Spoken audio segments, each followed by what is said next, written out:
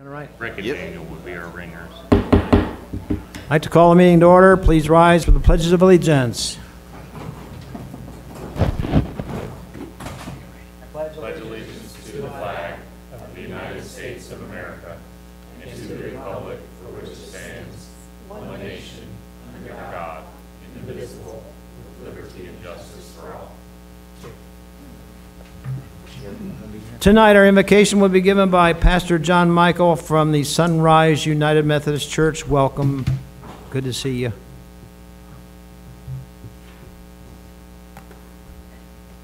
Your inaugural address. All right, inaugural address. Good evening, friends. My name is John McAllister, and I am the new-ish pastor at Sunrise United Methodist Church. We are a congregation of 700 people that meets on Sunset Lake Road near the intersection of Sunset Lake and Optimus Farm. It is an honor to be here with you tonight.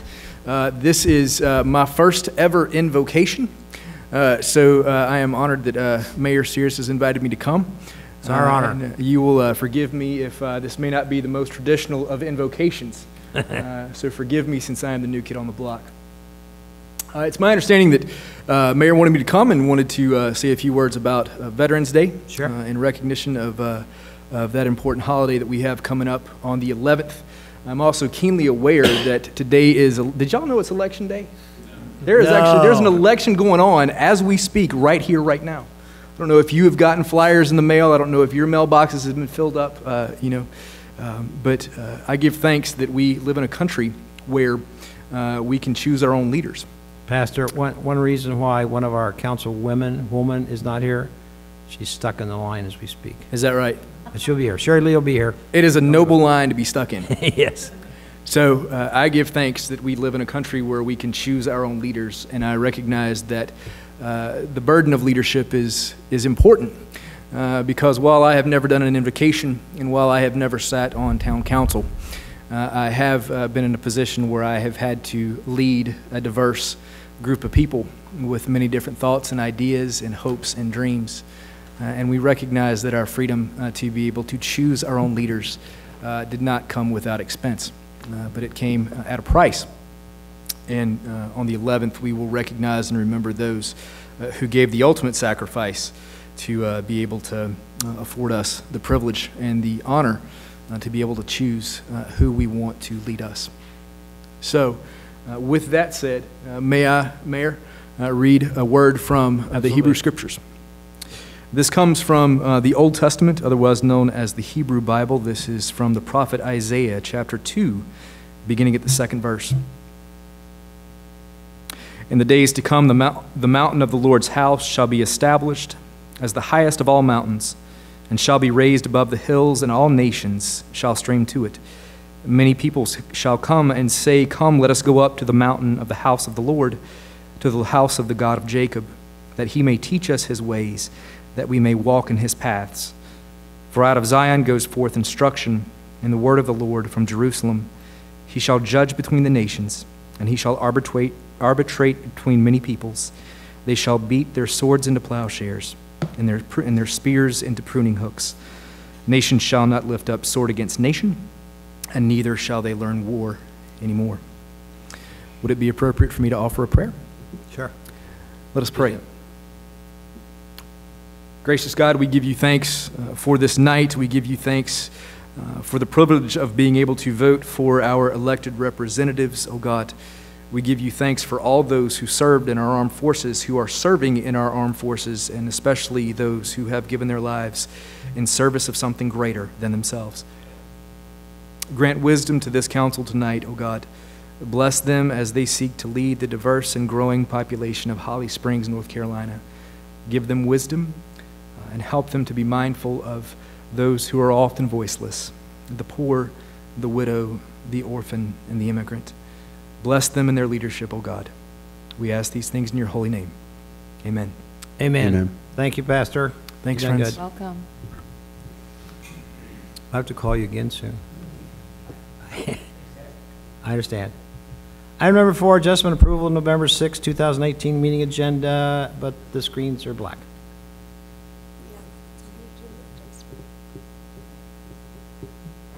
Hold on a second. No problem.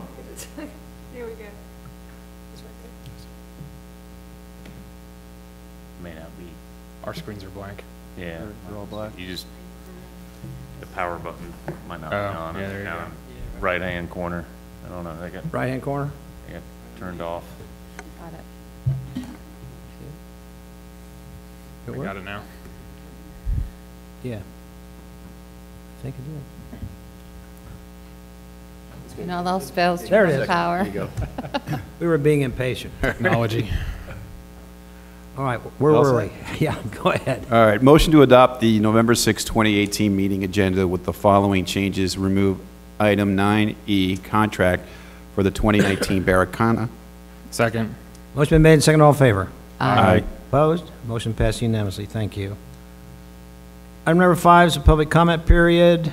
Please keep your comments to 3 minutes or less. I will open the public comment period. I have no one signed up. Anyone change your mind and want to speak?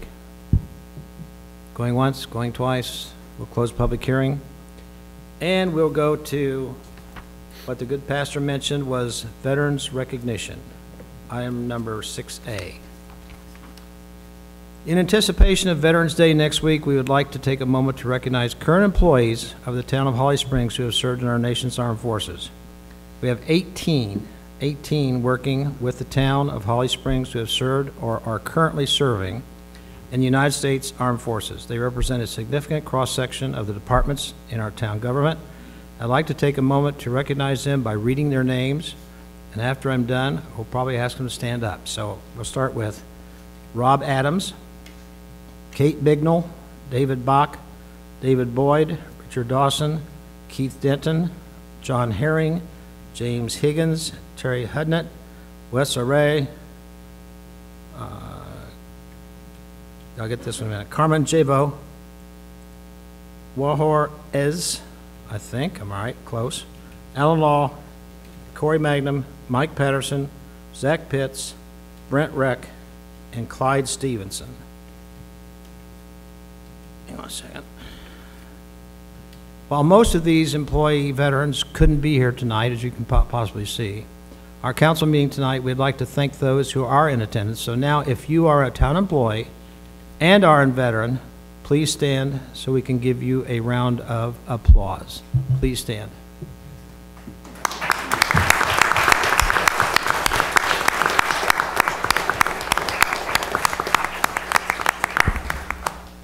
Thank you, John. Quality, not quantity, right? Everybody's out voting.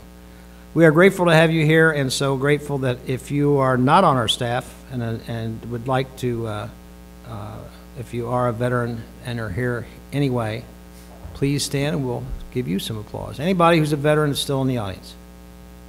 Anybody? John, you want to stand twice? No.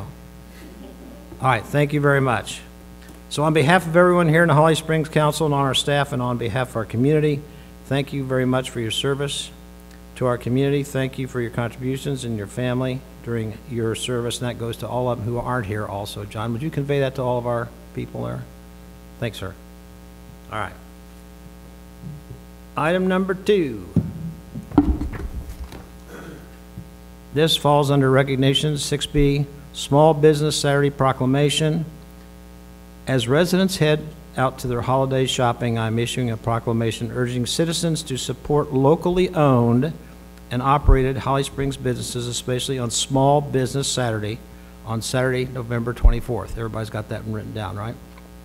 Small Business Saturday was created in 2010 in response to small business owners' most pressing need, and that is more customers. Being in retail for 35 years, I can relate to that. Falling between Black Friday and Cyber Monday, it's a day dedicated to supporting the diverse range of local businesses that help create jobs, boost the economy, and enhance neighborhoods in all of our country. The proclamation demonstrates the council's support of local small businesses, creates goodwill in the community, and encourages support of small businesses which create jobs and preserve the community's character. In deference to time, I'm going to read the last part of this proclamation, then I'm going to have somebody come up. Now, therefore, I, Dick Sears, Mayor of the Holly Springs, North Carolina, do hereby proclaim Saturday, November 24th, 2018 as Small Business Saturday in the town of Holly Springs, and I urge all citizens of our community to support small shops, restaurants, merchants and locally owned franchise businesses on Small Business Saturday and throughout the year, proclaimed this 6th day of November 2018. At this point, I would like to ask Kristen Quante, Executive Director of our wonderful chamber, to come forward and accept the proclamation. I bet she has a few brief words. They always tell me that, you have a few brief words. So, congratulations. Let's give them a hand. Thank you. Well, thank you. So really, the hand should go to you all. Thank you very much on behalf of the Holly Springs Board of Directors as well as the Holly Springs Chamber and its members. We appreciate it. We have always in the past supported our local businesses, especially our small businesses on that Saturday, but it's very nice to have a proclamation to be able to show our small businesses in this town. It is definitely, our motto is small town, big network, and we've seen the growth, especially in our businesses and especially in small businesses. So thank you. We appreciate it. Quite welcome. Thank you, Christine. And next door, you're going to see a lot of small businesses in the near future. I hope it's soon, but the rain keeps coming. But keep your eye on next door. We may need some drones there. Oh, speaking of that. Agenda item 7A, request and communication, drone pilot program update, Aaron Levitt. Thank you, Mayor, Town Council. Thank you. Oh, yeah, I'm here tonight just to provide some information and update you all on the town's involvement in the UAS IPP drone program. So the purpose would be, or some of the details are going to be going over the background of the IPP, a public information meeting we recently had, some of the details on Phase 1 operations, the next steps moving forward in a rough schedule. And then we do have Basil Yap here this evening with NCDOT Division of Aviation to add on to what I have to share with you tonight. There's no requested action. So just to give you, just kind of reiterate the background of the project, there was an executive order to create an innovation pilot program that would incorporate drones safely into the national airspace. We applied as an applicant underneath the NCDOT project team, and we were selected amongst 9 other locations around the country. Our partners for the Holly Springs operations include Flytrex. We have some representatives here tonight in the audience, FAA, NCDOT, and a new partner, Causey Aviation. I'm going to talk about them briefly in the next few slides. But what's the town's role in this program? That's really to be a host for the pilot program. It's our main business opportunity, or our main effort will be with citizen outreach and education, and there's going to be no action anticipated by the town council. So speaking about public outreach and information, we did hold a public information meeting on October 4th. It was well attended.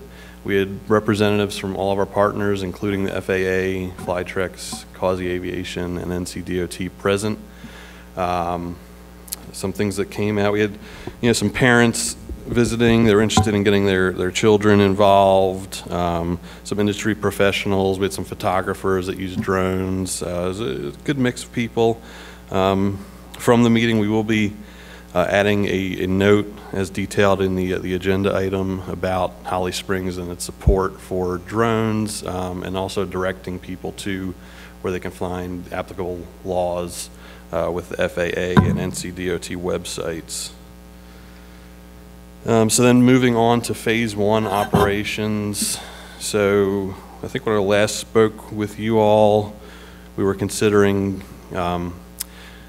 flying from a shopping center to maybe a neighborhood.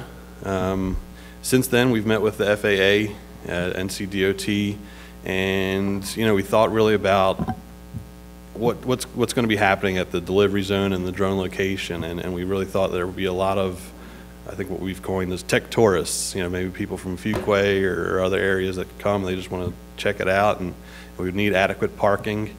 So there was a great opportunity to go from Holly Springs Town Center and fly across the bypass right to Ting Park. There's it's one of our busiest facilities in town. There's people there all day. They've got soccer tournaments, tennis, baseball. So there's a real opportunity to help some people out that maybe can't get out of the park or just choose not to. So the details of the operation, there's going to be a launch zone or distribution center located at the Holly Springs Town Center, kind of near O2 Fitness. I'll show you this map right here, and unfortunately we only have a construction image, but it's going to be located in an out parcel that is yet to be developed. Flytrex is working with Kite Realty in securing that location, and they're going to have a runner, so either on foot or on bike, that's going to go around and work with all the restaurants that want to participate. So speaking of small business Saturday, this would be an interesting event for next year to get involved in. But they're going to fly across the bypass right to the southwest corner of Ting Park. Here's an overview of Ting Park, and there's a nice area located here right on the southwest corner. We're going to set up a delivery zone. It's going to be fenced off. We're going to have signs, wayfinding signs, so people that are driving into the park know where the delivery zone is. And this is going to be funded by Flytrex. They'll be providing the signs and the fencing. And they're also going to be doing some improvements over at the Kite Distribution Center. I think maybe something more temporary. So I mentioned earlier we've got a new partner involved, and this is Causey Aviation. So Flytrex is the technology provider. They were ready to be the drone operators, but because of some red tape and some issues with the FAA, it was easier, or it was more opportune to work with an aviation company that's already set up and established. I've spoke before about how there's not really a drone procedure to go through with the FAA, so they found it easier just to work with Causey. They already have these waivers in place, and they can kind of simply just edit and modify those waivers with the FAA, and so they're going to actually be operating these drones. But a little bit about Causey. They are a business established in North Carolina in Liberty. I guess that's just south of Greensboro. They've been in business for 50 years. They are involved with their aircraft management, aircraft maintenance. You can charter jets with them. They are extremely involved with safety. They recently were rated level 3 with the ISBAO, which is the highest safety rating you can get, and that's a third-party rating situation. And they also have a Gold Plus rating from Argus International. So that really helped things out. So next steps moving forward. Currently, Flytrex is working with DOT, who's interfacing directly with the FAA, trying to get waivers approved. So within the next few weeks to a month, I guess we're anticipating FAA approval.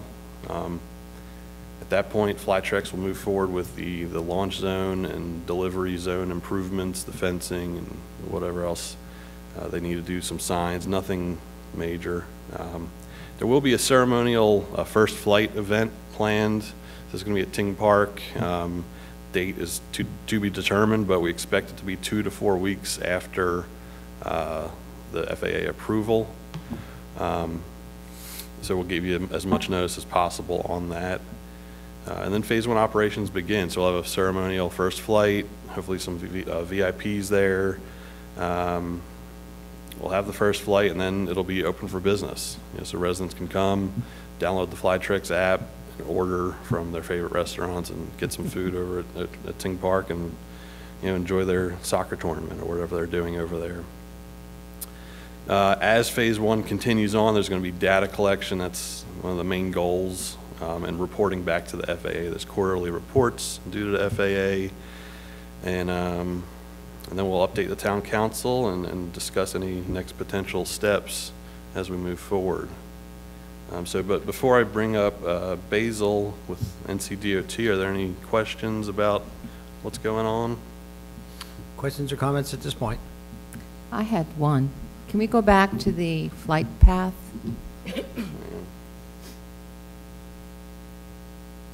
There. Just to make sure, because the comments that I hear are, will this be in my backyard? So the flight path will not be in people's backyards, and that path is on the easement of the highway, is that correct? Yeah, so I'm not exactly sure where the property line is located in the flight path, but it's over the trees. I think that's over the right-of-way for the road. It's a draft path at this point. Okay. You know, I think the main concern is noise, and I've got a previous, we did post some of this on our FAQ page about noise, but basically the drones are going to be quieter than traffic. I think that's the takeaway. It's different depending on if they're delivering or if they're in flight route at 210 feet, but it's anywhere between, 60 to 65 decibels, which is a little bit louder than a quiet office and quieter than a car at 10 meters. So they're relatively quiet. But yeah, it's a draft flight plan at this point. I think that's the only concern I've heard from people, is just not in their property space. Right. Just a quick comment. We have a Holly Springs citizen who just moved to Dubai, and he was telling me that there's drones everywhere in Dubai, and I don't know if I read this comment on the phone right, but it sounds very strange. They can make big drones, and they have drones in Dubai that can actually pick up an ambulance. Have you ever heard that? I've heard that they have ambulance drones. Yeah, well, So maybe that was it. You put someone Which is in the- incredible. Anyway, Yeah. I just thought I'd say that. They're testing all kinds of stuff. China has Yeah. interesting manned drones. That's kind of getting. And one other comment, tell us if all batteries fail, which is very rare, do they or do they not have a parachute? They do have a parachute, which is a separate system entirely. So if the system detects a decrease in altitude, the parachute deploys and cuts power to the propellers, and then beeps as well on the way down. So. I was impressed. Okay. Any other questions or comments? Sorry if I missed Aaron. At a given time, how many drones can be in the air over Holly Springs, these drones at a time? These will just be one at a time. Okay. Yeah, this phase one now. In future phases, that might be something, as they have multiple different flight paths, they might entertain more drones, but right now it's just going to be one at a time. They'll probably have a backup on hand. Right. What changed in the route scoping to fly over the bypass? I remember some of the original conversations we had, the FAA didn't really like flying over roads, but now we're going over one of the busiest ones we have. Did anything change, or is that just to accommodate Ting Park? No, so the current rules and regulations of drones do not allow you to fly over a roadway without waivers. It's something that, as you can see from the flight plan, has been limited as much as possible. It was still a concern of the FAA. The FAA is, kind of having to relax some of those rules. That's kind of the whole purpose of the program. So limiting the exposure time, crossing the bypass, was just one of the exceptions that they hopefully will make. This is a draft. They did, when we were out on site with the FAA, they were asking me if we could put a light up and stop traffic so when the drone could cross, and that was quickly turned down. But yeah, there's going to have to be roads that get crossed if this is going to go anywhere. We're going to have to cross roads and try to minimize those crossings as much as possible, like we're doing here. Other questions or comments at this point? And Keep us posted. Go ahead. Yeah, so Basil Yap is here with NCDOT Division of Aviation. He is the UAS program manager and our team leader. So thank you, Basil, for showing up, and the floor is yours. For those who don't know you, give us your name, please. Basil Yap. Basil. Basil, just like the herb, as I often have I got said you. over the years. I really appreciate the opportunity to speak with the town of Holly Springs and Aaron's invitation here. So I will be as brief as possible. I have a couple notes here just from the conversations on my phone, so I'm not checking my phone or updating Facebook or Twitter. I'm just looking at my notes here, so be mindful of that. And if you have any questions, certainly that's why I'm here to answer any of your questions about this particular program. So if we look at where we are right now in aviation, I think we should be very excited because the use of drones and how we're integrating drones into our lives is probably the biggest change in aviation since the jet engine. And we have a strong history of aviation in our state, starting, of course, with the Wright brothers on Kitty Hawk to Piedmont Airlines. Honda Jet is manufactured right here in Greensboro. And you mentioned Dubai in the future, so if we look at the future, we already know that there's a NASA program looking at what we would call urban air mobility, but in a very simple term, flying cars. And so where we are now is as we look to the future, we need to get there. And so we're in this phase here where we're integrating drones in and focusing on package delivery. It was mentioned before about the purpose of the pilot program. And so there's really three kind of main focuses that you as a town are contributing to, as well as the operations taking place here. So we're testing and evaluating various models of how we are involved in regulating or helping to talk about the conversation around the airspace that's above your backyard or above your town. And so your involvement is very unique in the sense that we don't have any other towns on our particular team. And when you look across all the 10 different sites, the size of your town is unique. And so you guys are really contributing to a national conversation, of course, based on your population and the growing town here. We're here to encourage new operations, so flying food is something that we traditionally haven't seen, so that's something to be excited about here. But the primary focus is we're informing the regulations that are going to be part of the future so that not only can this happen in Holly Springs, I know you guys want to just keep this here so people keep coming to Holly Springs, but we want to duplicate this throughout the nation using drones for a variety of means, including delivering food. When we look at our we'll just skip over this slide because it was a slide that we saw previously, as noted, one of the test sites, 10 sites. When we look at what we're doing within North Carolina under this program, we're focusing on really two primary areas when it comes to package delivery: medical package delivery and then food delivery. And so both of those are pretty exciting. I'll spend a little bit of time talking about the medical package delivery, but then of course want to focus on food delivery and how we can support you there. Here are some examples of how we're going to use drones to deliver medical packages. We have an urban example and then we have a rural example. The primary focus there is moving blood or other time-sensitive medical products from a central distribution location to outlying facilities. And so when we think about outlying clinics, we want to push blood, specific blood types and specific blood, whether it's platelets or plasma, et cetera, out to areas of need. And so that's one of the models that we have here in our state. This is our North Carolina team, quite a few names on there, some you'll recognize. Flytrex, of course, which is primarily focused on the Holly Springs model, but we have folks like Apple, AirMap, Precision Hawk, WakeMed, Zipline, others on there. And on the local government side, we partner with RDU, which, as you may or may not know, RDU is actually technically a municipality that runs the airport there, and then NC State University. And so everyone's kind of contributing to this conversation, which is really focused on how do we complete these operations safely. And so I know you guys had a few questions about safety and why we're flying over, the road. I just would mention we have the safest airspace in the world, and in fact, it's been noted that when you get in an aircraft, that's the safest place to really be.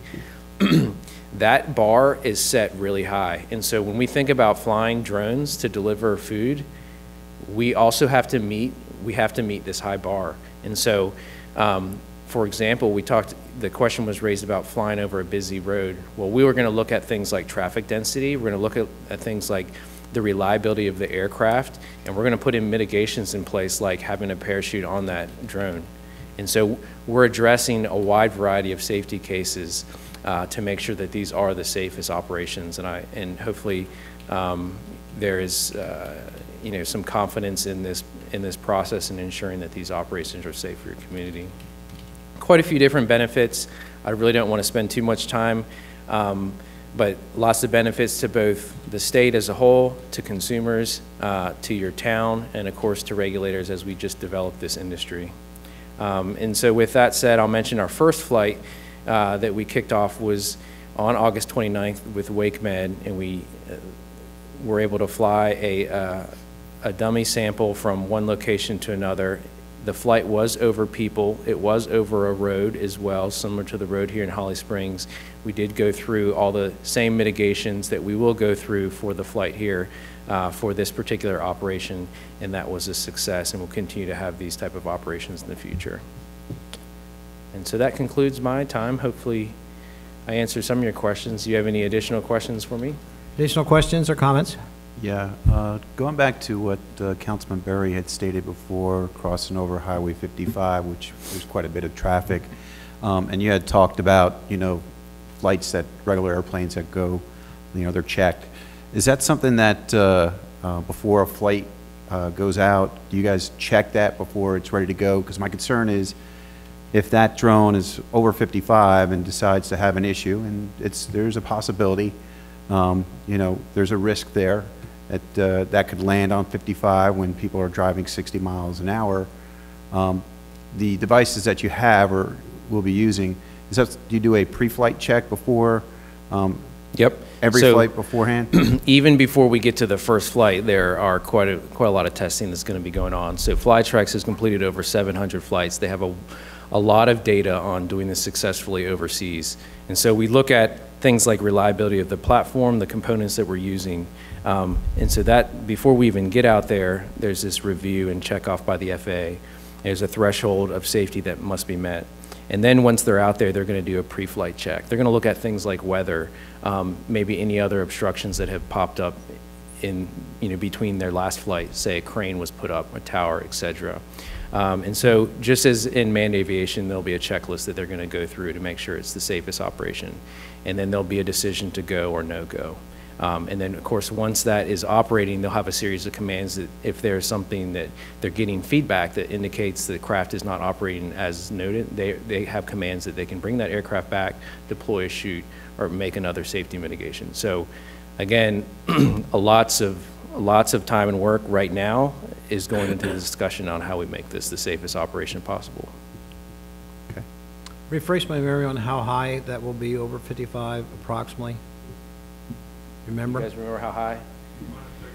230? 230 feet, in the maximum we can fly under the current rules is 400 feet. Manned aircraft shouldn't be flying lower than 500 feet. Correct. Okay, thank you. The Other water questions or tank- comments? The water tank is around 165 or 185 feet, right there, the reclaimed water tank, just to give you some perspective. It's Oh, yeah. higher than the water tank.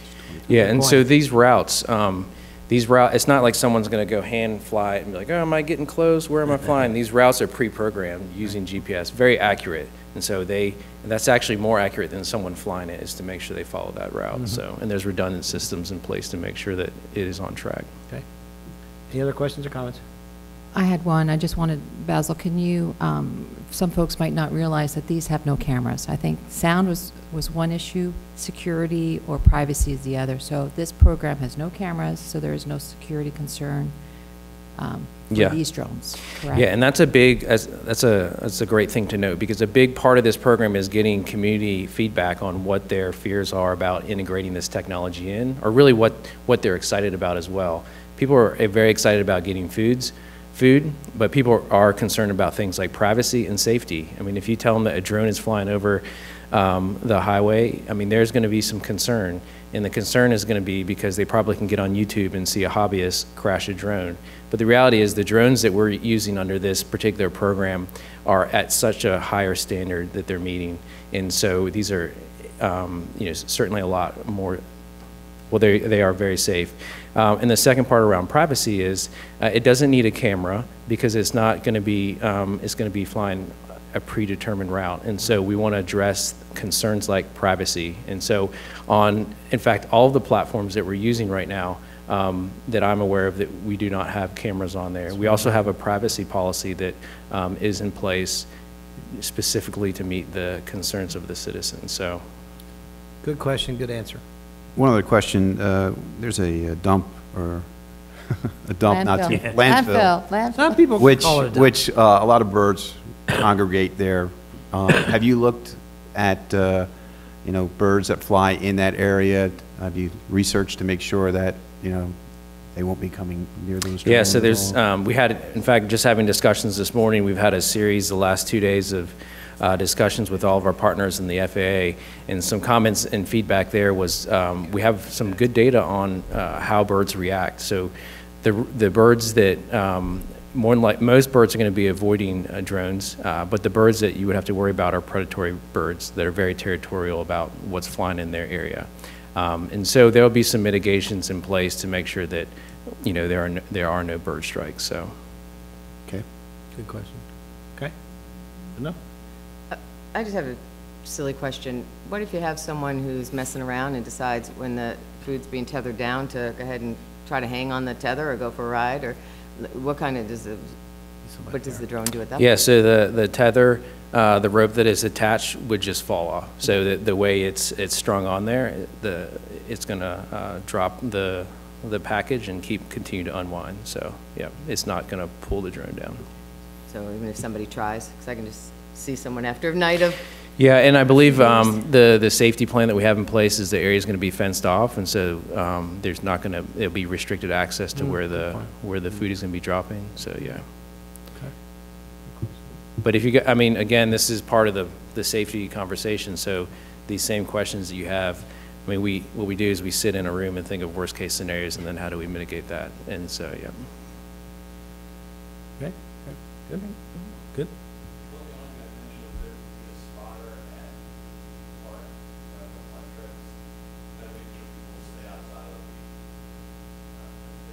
Yep. Good point. Anything else? Very exciting. Thank you All right, for coming. thank you. Appreciate it. Thank you. Agenda item 8A, public hearing, Rogers Street right-of-way closing. Rachel, do you want to make a few comments?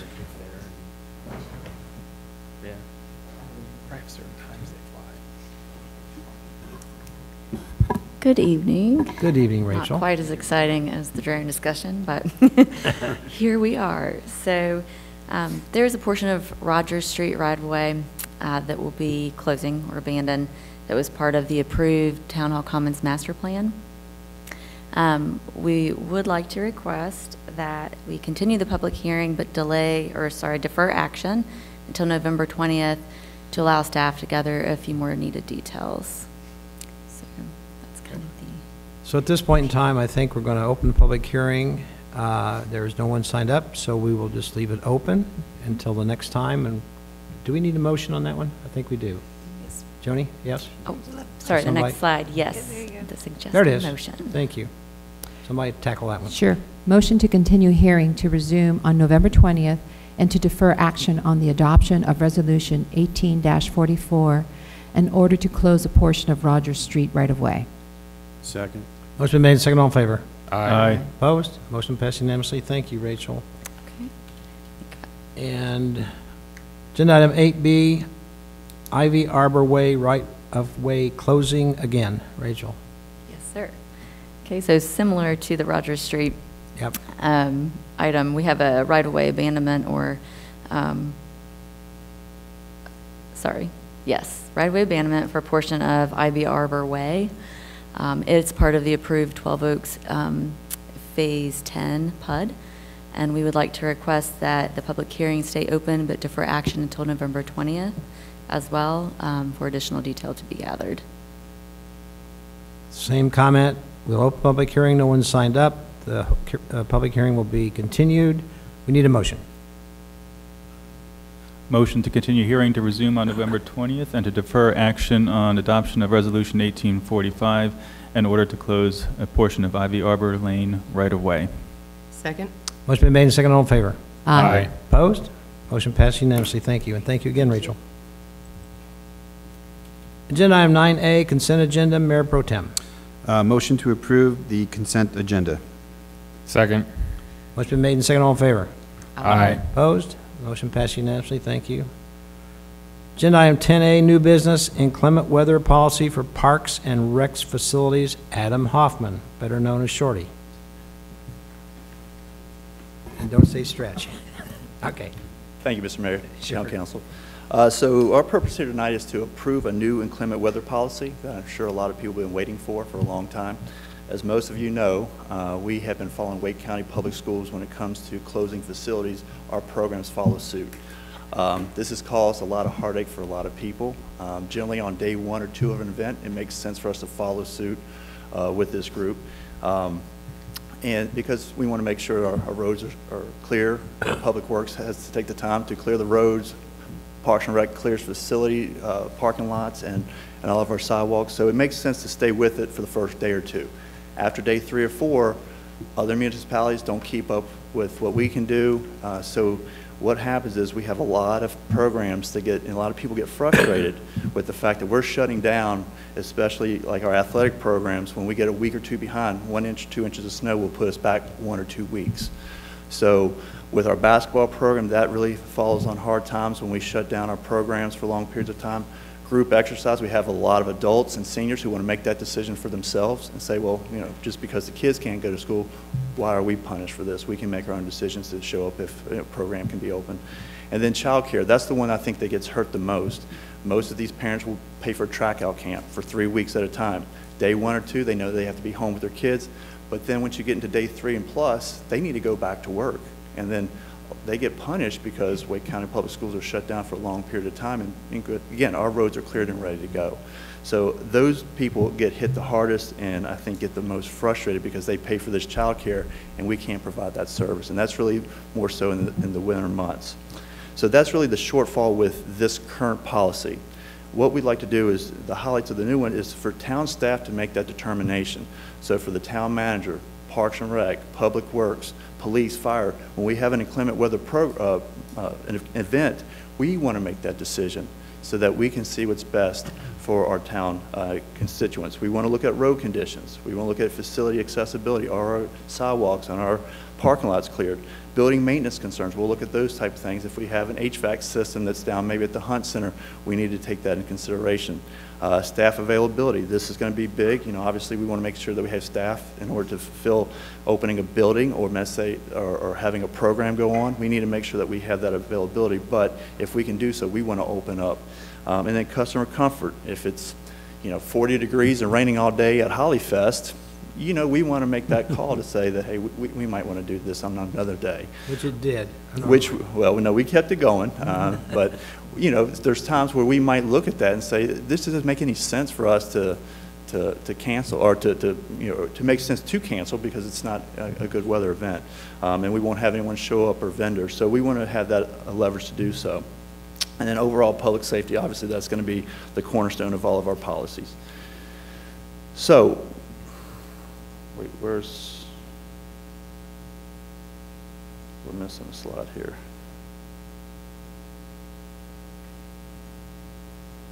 Well, okay, so the way the new system is set up is what we would do is we look at 4 things when we open up a facility. You have facilities, you have rentals, you have programs, and you have town events. Okay, so if a facility is closed, then obviously everything underneath that, whether it's a rental program or town event, will be shut down for that remainder. When you get to rentals, we will give that option to that person or that group that makes that rental. If a facility is open, they should have that ability to do so. With programming, though, that's where it's going to be a little bit more of a hit or miss. So let's say we have 15 programs going on at the Hunt Center on any given day. Let's say it's day 2 or 3 where it's kind of in that in-between where people feel comfortable being out and some people don't. We'll contact all of our programmers to see who will show up and who will not, and then we will post that on our website so that they can go to our weather and cancellations portion of our website to determine, what programs are going to be open. So before I come out there, I want to make sure it's ready to go. And that's where, again, with our current system, we don't have that advantage. So, and then with town events, obviously we want to make that call depending on what's best for our constituents. Now, when it comes to making a call on Wake County Public School System facilities, we cannot open up their facilities, okay? Right. Now, if we have a joint use agreement where a field's available, we can use that facility for that, for a rental or for a program or for a special event, but we cannot open a facility. So that's where we would still might get behind with athletics, let's say during the winter months with basketball being canceled. We can't open up those facilities, but we can still go to Hope Community Church. We can still go to the Hunt Center and utilize those facilities and not get too far backed up. With our notification, how are we going to notify our clientele? We'll use their website. Our weather and cancellations website, we'll go to that first and foremost, and that's where we're going to update any facility, any program cancellation, so that way people know that one-stop shop to go to determine if we're going to be open or what's going to be open. We still have our hotline. We're going to have a phone tree that we're setting up so that every facility will have its own hotline to say if this facility is open, maybe Bass Lake might be closed because of flooding, but everything else is open. So they'll be able to go through every single facility to determine if that's available. Staff, if we have an event, let's say, that's going on, or we have a rental, or maybe a building's open and we have to shut down a little early, staff will notify all the patrons at every site. Or they'll call renters to tell them that X event's not happening tonight. Notify me. We also will use that. That's a text or an email that people can go to our website, and the general notification for the town of Holly Springs, they can sign up for that, and then any type of major cancellation that we might have, they could go to that and it'll give them an alert, either by email or text again, so they can be notified. And then the alert system is similar to that. It's a text or an email, and our athletics program takes advantage of that right now. We have a lot of cancellations with our athletic fields, and so they utilize that quite a bit. So if this is approved, our policy, policy 1 or section 1, we'll put this in the provisions of common applicability for the Parks and Rec policy manual. We will update sections 2.05, 3.07, 612, and 708, which are basically our program areas. It will be updated with the new policy. So what requested action is tonight is for you to consider this request and then to make a motion if you feel so inclined. Are there any questions at this time? Questions or comments of Adam? Adam, I have a question. Yes, I think canceling is easy because folks know it's going to not happen. Mm-hmm. But putting something on where people aren't used to, is there a minimum, like you're going to at least give people 6 hours or 4 hours, like something so that it's not last minute? We did not put on a time frame, Okay. but because the weather is so unpredictable at times, and so we didn't want to be landlocked. Like some programs or some places that we see, they'll say they'll make a program cancellation by 4 o'clock on any given day. We will try to uphold a substantial period of time, Okay. but we didn't want to be landlocked into that. Let's say if a tornado warning occurs, at 4:30, we don't want to say, well, we didn't make that call by 4 o'clock, so we're going to go forward with it. So we want to have that leverage to do so, but we are going to give as much leeway as we possibly can. I feel like we'll do a reasonable, Okay. reasonable attempt to make sure that we get that information out to people as quickly as possible. But I didn't put that in the policy because I didn't want to be landlocked, because if Right. emergencies occur, we want to have that leverage to do so. And how does that happen? Who makes the final call? Like who, is that you? When it comes to athletic fields, we let our athletic staff do that Okay. because those are pretty simple, and our maintenance staff will go out there and look at those things. When it comes to inclement weather events, the town manager will ultimately make that decision. But again, he will coordinate with myself, Public Works, police, fire, looking out the roads and making sure that we take into consideration all those things we mentioned, and then make the call from there. But he will ultimately make that decision. Okay, thank you. I think there are points in time with our experience about Wake County closing schools that sometimes we wonder why. So I think the flexibility here that you're proposing makes sense. And I'm sure if some of these things need to be tweaked, that we can tweak those things. They're not cement at this point, but flexibility, I think, is your key point here. And I think we got to give a lot of credit to Public Works. I think they do a great job of clearing our roads, and I think that's agree. one of the things that I think we do better than maybe some of the other municipalities do, and we get people back on the roads sooner. I mean, I can't imagine a time, or don't remember a time when we haven't been open or been closed down for more than 24 hours. Exactly. So, big credit to those folks. They do a great job. Okay. Any other questions or comments? No. Good. All right. So I'm going to make a motion, please. Motion to approve amended Parks and Recreation Facilities inclement weather policy. Second. Motion been made and seconded. All in favor? Aye. Opposed? Motion passed unanimously. Thank you, Adam. Agenda item 10B, new business, future land use and community character plan update contract approval. Melissa Sigmund. Hi, Melissa. Hi, thank you, Mayor and Council. So this item is in regards to the future land use community character plan element of our comprehensive plan and the update to that. Just as a reminder, the original, or the Vision Holly Springs comprehensive plan was originally adopted in 2007. We've had minor updates in the meantime, however, that's the foundation document. So right now we're looking to go forward with the update specifically for the future land use and community character portion of that plan. This is expected to be a year-long project but with a strong focus on community feedback and involvement. Our requested action this evening is to award a contract to our recommended consultant for this plan update. And as a background, the plan update was approved in the FY 2018-2019 budget. This is expected to fall over 2 fiscal years. So while the plan's about a year in length, we're going over 2 budgets. So the expectation and what was approved in the 2018-2019 budget was a maximum of $100,000 within this fiscal year, with the remainder of the entire project at a maximum of $200,000 total. So we would split that, that cost over the 2 years. In addition, so as I mentioned, this is a public engagement heavy planning process. We're looking at a variety of different types of involvement, ranging from stakeholder interviews, citizen advisory committee, public forums, so we'll have large and small meetings, as well as hands-on events so that members are residents, business community, all the folks in the community can come in and really it'll be participatory involvement as opposed to just sitting back and listening to a presentation. As well, we're looking at a robust online engagement program as well. So this was a fairly substantial consultant selection process. We did have a multidisciplinary committee from town staff as well as members of council that were engaged in both creating the request for proposal. So we had a very strong document that we put out for consultants to respond to, and the same group also reviewed those responses. So we had some great turnout. We put out a quality product, and as a result, we got some very good feedback. The firms that we got responses from we had great expertise, so we really had a good selection to choose from and felt confident in the consultant pool that we were working with. So in addition, so as a result of that, the RFP committee is recommending Cities Explained Incorporated. This is provided by Cities Explained in terms of the overall project process. So it's a year-long project. There's going to be a lot of things going on throughout the course, but essentially what this works down to is we have a number of the community engagement of both events as well as check-in points with staff, check-in points with council and our boards.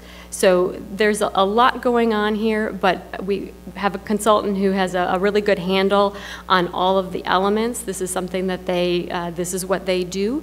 The community planning is something that they're both very skilled in, as well as very engaged and enthusiastic. So we found a partner, I think, that will provide us with what our expectations are in terms of having a really good final result, as well as the process to get there.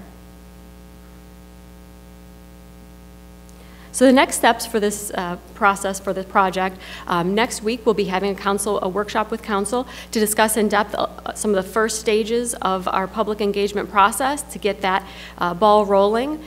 In November and December, the consultant will be performing background research, gathering data, really doing some of that behind the scenes work.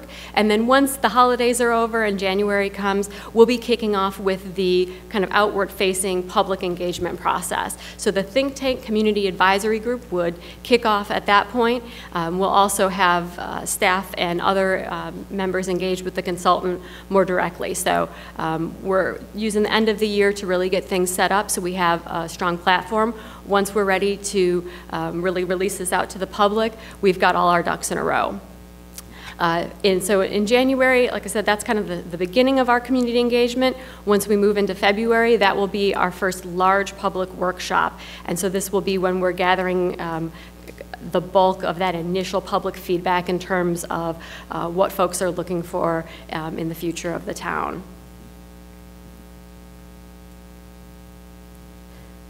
So with that, as I said, we found a really good partner in Cities Explained for our consultant on this project. They've identified ways to balance technology with their kind of engaging interpersonal interactions, since a lot of this is people-focused. And with that, we would ask a motion to award a contract to Cities Explained for the future land use and community character plan project. And the funds are already budgeted, correct? Correct. So we have in the contract the limitation for the maximum of $100,000 for this fiscal year, with the remainder to be in next fiscal year. Okay. Other questions or comments? We've been talking about this for a while. Yes? I think we got a yes. Much needed. Someone want to attack the motion? Motion to award contract to Cities Explained Incorporated for the future land use and community character plan update project. Second. Motion been made and seconded. All in favor? Aye. Opposed? Motion passed unanimously. Thank you, Melissa. Appreciate it. Item number 11 is other business. I'll be very brief. Number 1, I always have to talk about crosswalk safety, but Kendra, when I see the lights flash, I feel very good about it. And they seem to be working well. So thank you and the staff and everybody else that supported that. Secondly, don't forget, please, Veterans Day, Monday the 12th, we will be at Veterans Park to do our Veterans Day event again, like we always do. And I would ask you each to try to be there if you can. It's at 10 o'clock in the morning.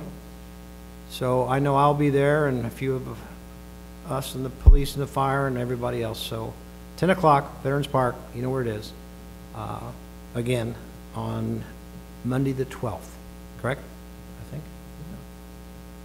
That's all I got. Manager's report number 12. I've been informed by the manager that there's no report tonight. Correct, sir? Correct. Thank you. One thing. Number 13, closed session. We have other business. Oh, I'm sorry. Yeah. I'm sorry, I went too fast. Other business. I just have one quick thank you to the Wildwood neighborhood community. I think several of us got to participate in their Halloween decoration judging. Some of us were judges for their Halloween decoration contest last week for their block party. My family and I enjoyed driving around and checking out all the Halloween spirit over there. So thanks to all the folks in Wildwood who reached out about having us judge that. Yeah, it was great. It was really neat. I'd like to thank the fire department and the police department for holding a phenomenal chili cook-off. It was exciting. Everything was great, and it went down to the wire. Police, it was so close. Next year, maybe. Great job, though. Great job, and the winter market was wonderful. I think that was a great kickoff to a new space. So good job, everyone. Prior to the meeting, there was somebody in the back in a white shirt that was bragging a little bit, but I won't mention any names.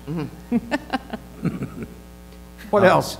I also want to thank town staff, police, and fire, folks that are here this evening that helped out at the charity golf event yesterday, held for one of our firemen's wives who's going through some serious health issues, as well as the business community who came out and support.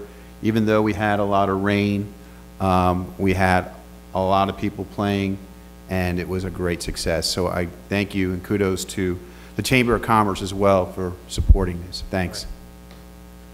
I heard that there was somebody there that we call Slammin' Sammy Sneed. Is a little older than say some people there, but I won't mention the town manager's name. I won't mention it. But he was hitting the ball well, I'm told. Anything else?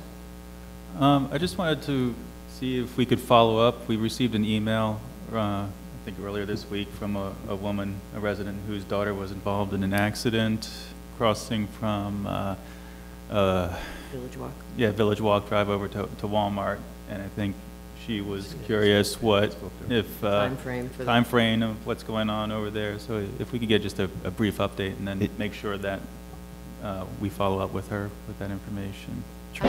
Absolutely, I can give that update. The Village Walk signal, the contractor, Fred Smith, has the change order. We're waiting to get that back from Fred Smith. We anticipate bringing that back before council in December for approval of the additional funds, and then they would be starting in January, and it's a 10-week turnaround. So we've talked about, we're in a 45-day window here between now and when construction starts, maybe getting some, continue to get information out to be mindful and be careful at that intersection, and talking with the schools as well. Thank you. No, I spoke, no. Yep. Anything else on other business? Seeing none, now we'll go to 13, closed session. Counselor. Yes, sir. Just 3 issues. First off, litigation matter with Curran Builders et al., which is Wardson Builders, Poitras Builders versus the town of Holly Springs, pursuant to 143-318.11A3 to preserve the attorney-client privilege. I'd also like to discuss with you a contract matter with a town employee pursuant to 143-318.11A5, and another potential litigation matter with Don Davis and Don's Auto pursuant to 143-318.11A3 to preserve the attorney-client privilege. So motion to go in for those 3 reasons. So moved. Here a second? Second. All in favor? Aye. Aye. Opposed? Good night, all.